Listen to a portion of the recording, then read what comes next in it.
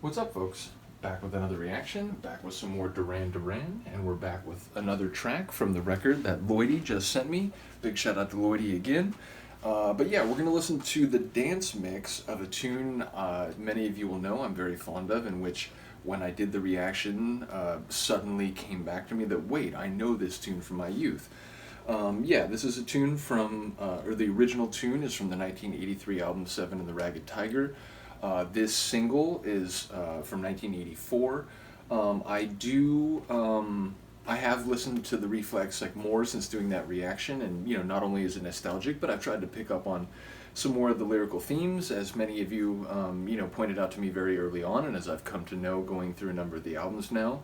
Oftentimes, LeBon's lyrics can be sort of cryptic, or they sort of set the stage or like paint a scene, but they don't really color in all the details. So yeah, it's another one where I've picked up on more of the lines. I'm still a little unsure about exactly what the Reflex is, but I noticed in the first couple verses we're talking about someone who's convinced that someone else is fooling around, but they're going to be dancing on Valentine's. So it seems to be a bit of a contradiction, and that kind of works in the sense that, there's that line, and I think the chorus, where it's like, and every time the Reflex does something, it leaves you answered with a question, which again is sort of a contradictory or divergent sort of assessment or condition. So yeah, I do think that there is at least using the phrase reflex suggests something that is, fundamentally involuntary. It like follows necessarily, perhaps in a biological, like physiological sense, but perhaps,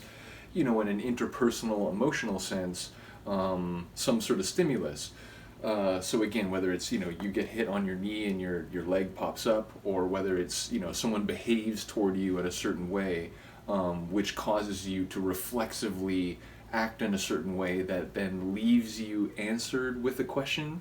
Again, so I'm not exactly sure all the themes at play, but I am intrigued by some of the lyrics and the way that they might be interpreted. Again, the idea of acting reflexively, but not so much in a kinetic way, and more in like a psychological or emotional way vis-a-vis another person. I do find that to be a very interesting concept. And like I said, the first couple of verses do seem to suggest, at least, prima facie, that they are about, someone's maybe fooling around, meaning cheating, having physical relations outside of a relationship. But if the other person is dancing, perhaps they know something that the other person doesn't. So, again, let me know what you think. Let me know if you have an angle. I've done so many Duran reactions. I do sometimes forget that people will have already commented on a layer of the lyrics or something. So if that happens, I do apologize. I'm trying to do a lot of videos, and I'm trying to make sure everything stays in the forward view screen. But every once in a while, comments will slip through. So yeah, let me know what you think. But let's get to it. This is the dance mix. Obviously, I'm expecting this to be more dance floor oriented. We'll have to see exactly sort of the tone, maybe, like a house vibe. We'll have to see. Hopefully I get started at the right tempo this time. I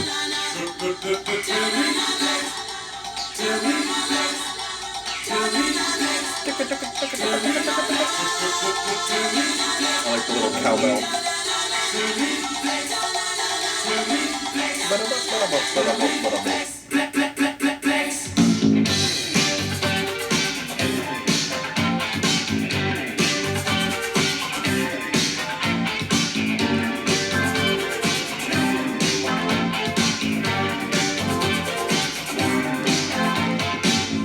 Gone too far this time, but I'm dancing on the Valentine.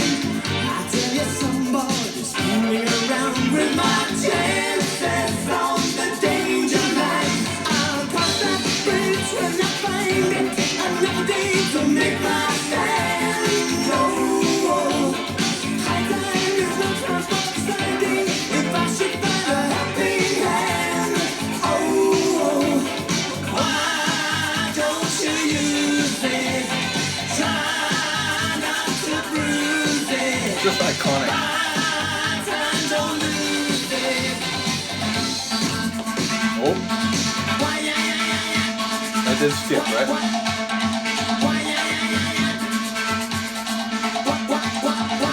Yeah, yeah. syncopation, the repetition, and that industrial alert in the background.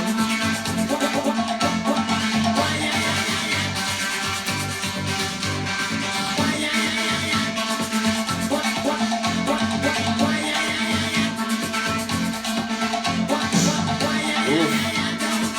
That's one hell of a snare.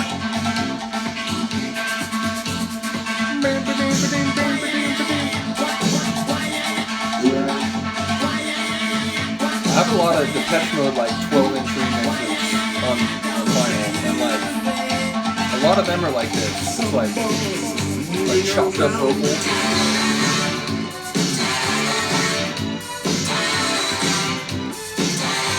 Sorry, was that sacrilege to mention them during a Duran reaction? Sorry.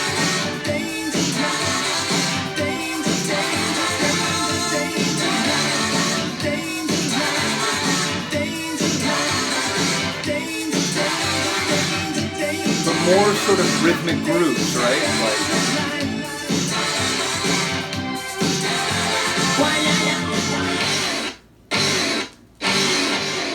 that is cheeky. Wow. Okay. I was not prepared for that.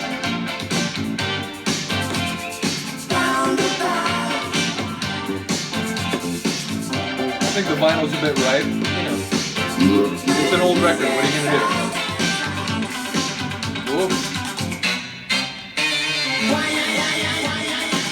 This is amazing. Come on. It's cheeky. It's like, it's funky and fun in equal measure.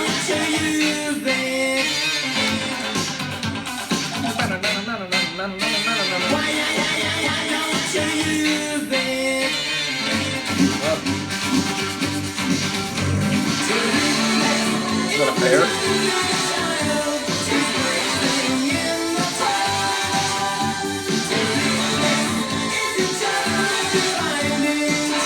Listen to the bass.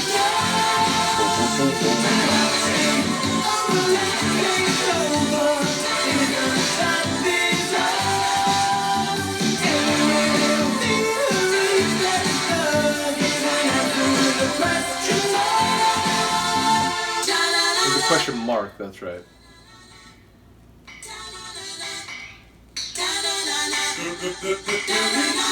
Song is trying to sucker you into thinking it's over.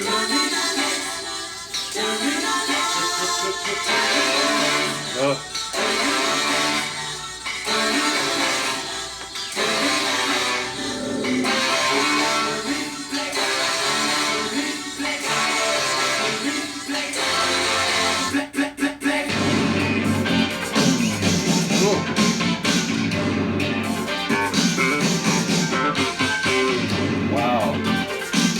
That rhythm is crazy, I dig it. Not just syncopated, but like stagnated, like.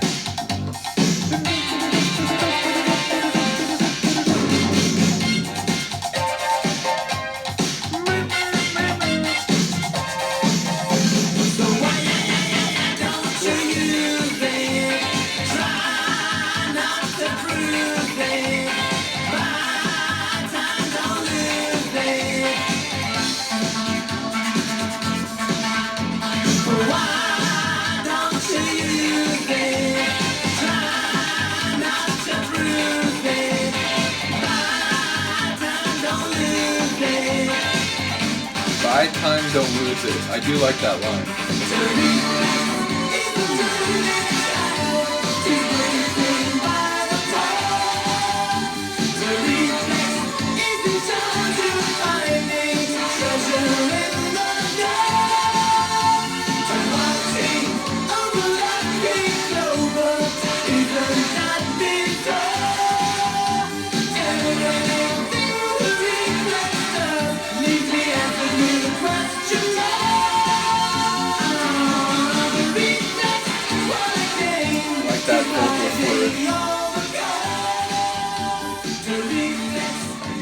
Fading out. Can I trust this? Yeah, that was awesome. That was really, really cool. Shout out to Duran, shout out to Ian Little. Yeah, that was fantastic. Shout out to Nile Rodgers. Oh, and with Jason Corsaro, is that it? Hopefully I'm getting that right. Yes, Jason Corsaro. Yeah, so shout out to everyone who was involved in this version of the tune. I enjoyed it a lot. Again, I was thinking like after I said like, oh, I might have a house sound. Well, this is '83. I know like house is already around by this point. Although as someone who listens to a lot of acid music, acid techno, acid trance, the godfather of those genres is sort of acid house, and that doesn't get going till maybe like '85.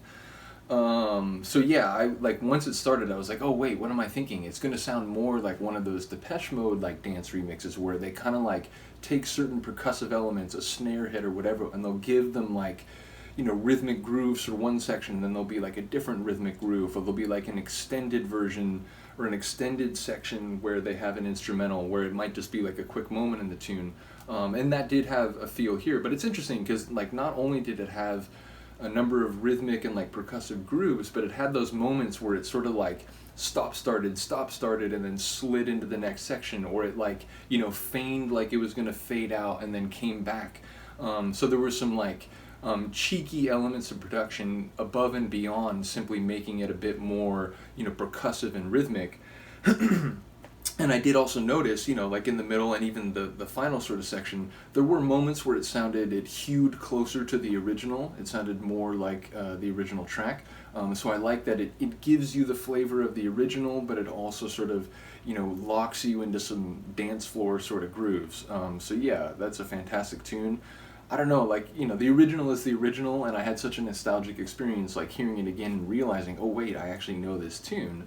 So, like, I don't know if I'm going to say I like it better than, but I really enjoy it, and I like it as much as the original. So, yeah, again, there's some right moments. It's a 38-year-old record, so it's going to have some pops and some surface noise, but, this is like months ago now, but I did put it on this new channel. Once I had to start this new channel, I did a vinyl mix of like 80s like dance remixes. Again, it was a lot of Depeche Mode tunes, but Hungry Like the Wolf was on there, and I'm trying to remember what else, like Peter Schilling's Major Tom Coming Home, and there were a few other tunes, but it was a lot of Depeche Mode remixes. But the point is, I'm thinking of doing another mix because now that I kind of have a little better understanding of some of these other 80s groups. I know somewhere I have Yazoo vinyl. So bottom line, I'm thinking of doing another mix, and this will certainly be on there when I do that. So yeah, let me know what you think of this tune. Again, shout out to Duran, Ian Little, shout out to Nile Rodgers, and Jason Corsaro. Fantastic tune, and once again, big ups to Lloydy for sending me this vinyl. Just took it upon himself to hook up the channel and help me react to something that I would not have been able to do previously to that. So yeah, big ups to you again, Mark. I really appreciate it. Other than that, I will see you next time. Peace.